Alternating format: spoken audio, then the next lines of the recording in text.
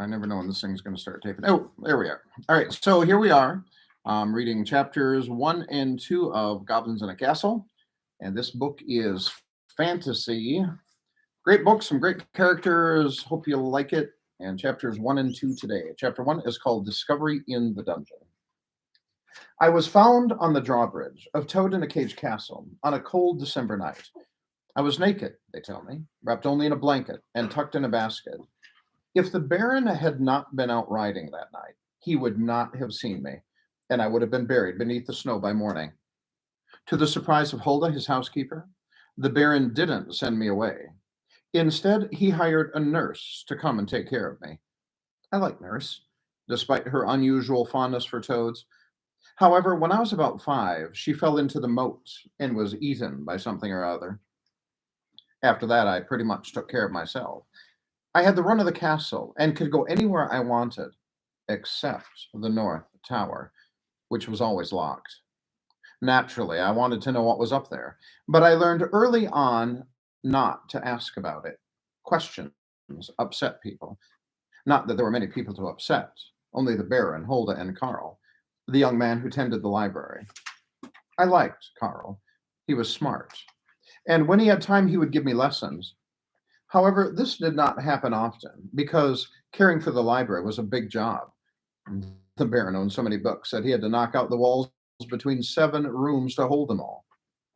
Most of what I knew about the outside world came from the books Carl shared with me. The library itself was my favorite place in the castle. Its floor was covered by a thick, soft carpet, its walls made of wood. Mazes of tall, book-crammed shelves filled the interior. The windows, which curved out from the side of the building, were twice as tall as a man, and the huge velvet curtains that covered them used to be red and were still soft and warm. On cold days, I liked to take a book and curl up on one of the sills. Wrapping a curtain around me like a blanket, I would alternate between reading and staring out at the distant village, the forest, the mountains. I often wondered what it was like out there, beyond the castle walls that I had never left. From one of the windows, I could see the North Tower, which was shrouded in mist even on the sunniest of days. One rainy evening in October, Carl was repairing books, Hulda was sleeping, and the Baron was hidden away with one of the mysterious visitors that sometimes came to the castle gate. I was on my own, as usual. For some reason, perhaps because the voices that moaned along the hallway outside my room had been so loud the night before, I couldn't settle down to read. I went to my room and played with Mervyn, the rat I had tamed the year before. When he ran off, I decided to go to bed. Slipping out of my nightclothes, I pulled on my nightshirt, then drew aside the curtain surrounding my bed and climbed beneath the covers. I couldn't sleep. A streak of lightning sizzled through the night. I like to watch lightning, so I got up and sat by my window. But the lightning did not continue. After a while, I grew tired of watching the thick drops splat against the glass and decided to go exploring. I had been exploring the castle for years and still hadn't discovered everything about it, partly because it was so huge, partly because it had so many secret passages and hidden rooms. These were what I looked for when I explored. To find them, I pushed bricks, moved picture frames, and fiddled with the knobs carved in the mantelpieces of the fireplaces. Lighting a candle, I went to my own fireplace, which was tall enough to stand in. I pushed a certain brick, and the fireplace swung around, putting me in the passage behind it. I had discovered this passage when I was only 6. Once in it, I could get into any other room on my floor. But since it was my floor, since I was the only person living there, it didn't do me much good. The worst thing about the secret passages was that they were so dark. When I first started exploring, I tried taking torches with me, but somehow the Baron always found out and told me not to. I understood why. Some of the passages were lined with wood or even drapes, and it would have been easy to start a fire in them. Finally, I had started carrying candles. They didn't provide much light, but they were better than nothing, and the Baron never said anything about them. About 100 feet from my room, a hidden stairway led to some secret rooms in the east tower. Holding my candle before me, I made my way to the steps, then climbed 3 flights to a room dominated by a clock several feet taller than I am. I had seen this clock many times without ever really looking at it, but on this day I felt a hunch about it. Opening the glass paneled door, I put my hand inside. The wood behind the counterweight seemed solid, but when I climbed a chair and moved the hands of the clock to point straight up, as if it were midnight, I heard the familiar whisper of a sliding panel. The back of the clock had disappeared. I jumped off the chair, squeezing my way through the clock's door. I found myself in a narrow passage, keeping one hand against the smooth, cool stones of the wall. I moved slowly forward, even with the candle. I didn't notice the stairway going down until I put my foot on a spot that wasn't there. The jolt knocked the breath out of me.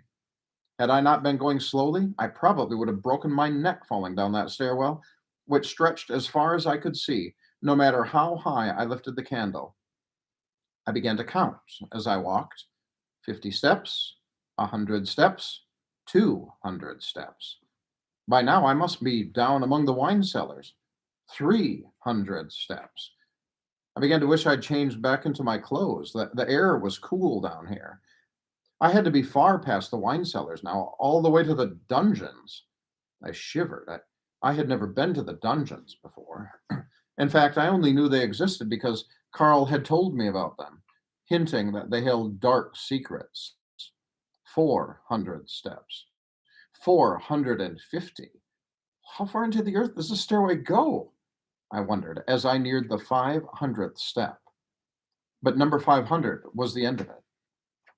Keeping my hand pressed against the wall, I moved slowly forward. 15 paces brought me to a wooden door held together by thick iron crosspieces. I could either turn back or open the door.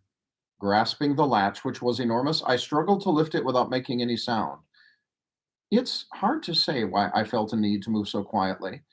I was sure I was alone, but something about moving in the darkness inspires silence.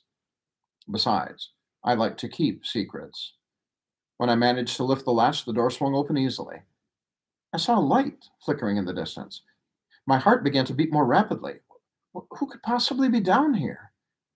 Again, I thought about turning back, but my curiosity was driving me on, and I felt confident I could move so silently no one would know I was coming, although I don't think even then I really believed there was anyone there. I started toward the light. Soon I could tell that it came from beyond a curve in the wall. As I continued forward, I could see the outlines of the stones in the floor. The wall itself was damp and slightly chill beneath my fingers. Even so, I pressed myself against it, and when I reached the curve, inching my way forward, I saw the source of the light, a torch stuck in a bracket. To my astonishment, I also heard someone singing. The voice was little more than a low growl, but the tune was rollicking. I could not make out the words. I stopped and tried to talk myself into turning back. But in my whole life, I had never met anyone besides Nurse, the Baron, Hulda, and Carl. I had to know who was down here. Dropping to the floor, I set my candle down and began to creep forward. Beyond the torch, an open door led to the source of the singing.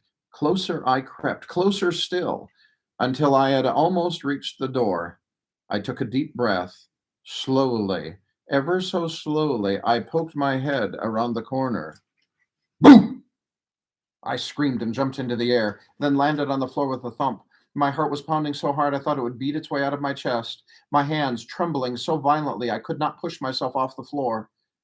About 3 feet away from me, a strange looking person rolled on the floor, shaking with laughter. His snorts echoed weirdly from the stone walls. After a while, the man, if man he was, caught his breath and pushed himself to a sitting position. He had huge, deep set eyes and a balding head that glowed softly in the torchlight. His nose looked as if it had once been squashed, for it spread broadly across his face, most of which was covered by a huge black beard that hung halfway to his knees. A large hump rose from the upper right side of his back. He wore an old fur coat that reached almost to his feet, which were covered by battered boots laced with thick strips of leather. Next to him lay a lumpy brown something. Still chuckling, he pointed at me and said, "Ha ha! Good joke on you, boy." His voice was low and gravelly. I pushed myself to my knees. Who are you? I asked. What are you doing here? The stranger stopped snorting. Me, Igor. Igor. Igor live here. Igor always live here. What do you mean always? I've lived here for 11 years. I've never seen you. He smiled, displaying a set of crooked yellow teeth. You are a baby in this castle. Igor been here more than... He stopped and began to count on his fingers. Finally, he looked up and said, more than 600 years. It was my turn to snort. No one has lived anywhere for 600 years. People die before they get that old. Igor shrugged, causing his hump to shift like someone rolling under a blanket. Igor done that before. Not much fun. Grabbing one of the thick rusty chains that hung from the wall, he pulled himself to his feet. The hump caused him to stoop, so he was only a little taller than me. Reaching down, he picked up the brown something that had been lying beside him. What's that? I asked, climbing to my feet as well. Igor's bear, he replied, swinging it through the air and whacking me on the head. Hey! I yelled, expecting it to hurt. It didn't. Whatever this bear was, it was soft. See? Said Igor proudly. Bear, good for bopping. Can I look at it? I asked, holding up my hands. Igor stared at me. No bopping, he warned. I shook my head. No bopping, I promised, not bothering to add that I would have been terrified trying to bop him. Igor handed me the bear. I had never seen anything like it. Between 2 and 3 feet high, it was made of fur sewn together with crude stitches and stuffed with something soft. It was like a doll, only shaped like a bear instead of a human. Well, where did you get this? Made it, said Igor, reaching out to take it back. I let go reluctantly. The bear was nice to hold. Tucking the bear under his arm, Igor moved a few steps away. His left boot was twisted sideways, and it dragged behind him, giving him an odd, shuffling gait. How did you get here? I asked. Igor always been here, he said with another one of the just is. Igor just here. Clearly, I wasn't going to get anywhere with this line of questioning. Well, where do you get your food? I asked. Take it. I don't know what prompted me to get indignant about that, but I did. Well, I think I better tell the Baron about you. Will you live in his castle without his knowing you steal his food? He's not going to like this. I regretted the remark the moment I made it. For one thing, the Baron could spare the food. For another, Igor swung to face me with a look that made me want to melt into the stones of the floor. Stupid boy, he cried, shaking his bear at me. You not tell Baron, not tell anyone, or Igor fix you good. I shivered. Igor got to eat, he continued in a voice like a growl. Igor got to live. Igor live here. Only food in dungeon is mushrooms and little critters. Igor need more than that. So Igor take food. That part of the deal. What deal? Igor got job. Igor do job. Igor get food. What is your job? Igor watch things. What things? He put a crooked finger to his lips and shook his head. Old Baron say, Igor, if you know what good for you, keep mouth shut. Igor know what good for Igor. Igor keep mouth shut. Boy keep mouth shut too, if boy know what good for him. My name William is William, I said, inching my way toward the door. And I won't tell anyone about you, I promise. Wait, said Igor. Don't go. Stay and talk to Igor. He put his face close to mine and grinned. Igor liked talking to William. Though he scared me, I liked talking to Igor too. I'd almost convinced myself to stay when he got an odd look on his face. Furrowing his brow, he whispered, William, hear that? I listened and felt a chill. Something was moving in the darkness beyond Igor's cell. Go, William, he cried. Go, now, run fast, come back later. Wait, what's going on? Will you be all right? Go, cried Igor. This Igor's job. William, go, now.